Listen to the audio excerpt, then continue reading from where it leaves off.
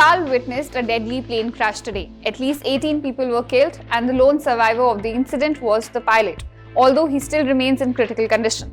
So what exactly happened was that when the Saurya Airlines aircraft took off from Tribhuvan International Airport in Kathmandu at around 11 am local time, the aircraft suddenly flipped with one of its wings hitting the ground and it immediately caught fire.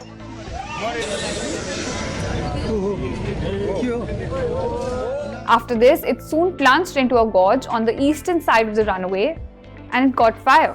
The rescue team could not save 18 people. And this is not the first time that such an incident has happened in the Himalayan country. In fact, Nepal does not have a very good track record when it comes to aviation disasters.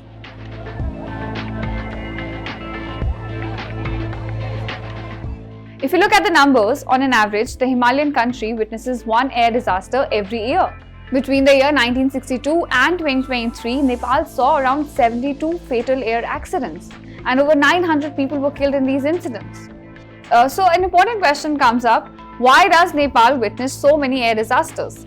Well, there are several reasons for this. Let's start with a simpler one, geography. The terrain of the region poses multiple challenges, from towering mountains to deep valleys to unpredictable weather conditions and thin air at high altitudes. This tricky topography of the country makes it difficult for pilots to navigate to remote locations. Moreover, the country also lacks infrastructure for accurate weather forecasts, especially in remote areas.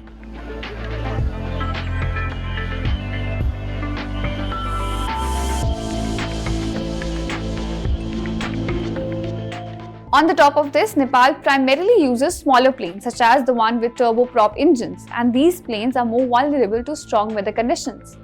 And it's not just terrain, but Nepalese airports are dangerous as well. The airport at which the incident occurred today, Tribhuvan International Airport, has seen hundreds of casualties, as despite being the only operational international airport in Nepal, its terminal is not very big and it is serviced by a lone bumpy runway. So it struggles to keep up with the volume of traffic flying in and flying out. Also, it is surrounded by mountains on most of the sides, so bigger planes have to come in through an opening on the mountain to land, and this often leads to accidents during the landing time.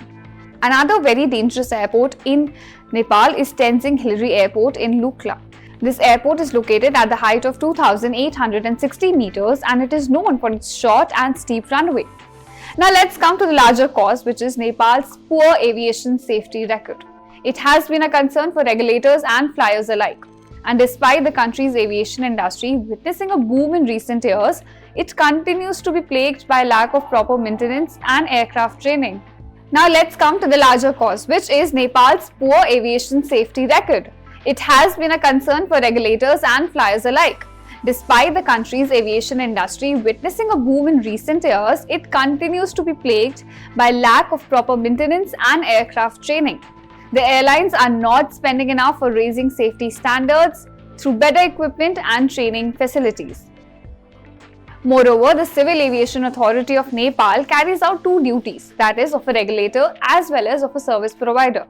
So, the International Civil Aviation Organization says that such a situation is conflicting and it is one of the main reasons why European Union blacklisted Nepalese aircraft from flying into its territory in the year 2013.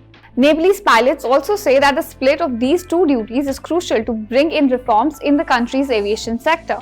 And because this aviation body is performing two functions, it is not able to perform even one of its functions properly. So this means Nepal's aviation industry has a lot to work on to prevent such disasters and tragic loss of lives that we keep on seeing as and when such incidents occur in Nepal.